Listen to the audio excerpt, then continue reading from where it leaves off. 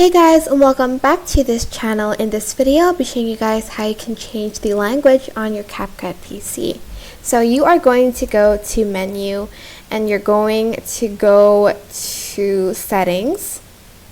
Then you're going to select language and just choose the language you want. There's English, French, I don't know how to pronounce that still, in Italian, I think that's in Japanese, there's also in Spain and Portuguese. So to change it, I'm just going to select, for instance, this in Spanish, and then I'm just going to press save, and you do have to restart your CapCut, so press restart. And once it's done,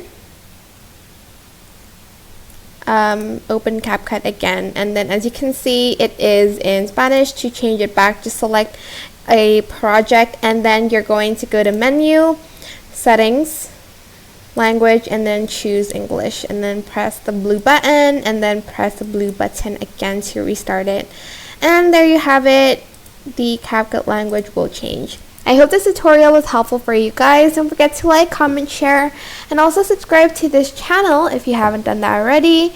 If you have any questions, just leave it in the comment section down below and I will try my best to answer them all for you guys. If you found this video helpful, please click the thanks button above the description box down below. Thank you so much for watching. Bye!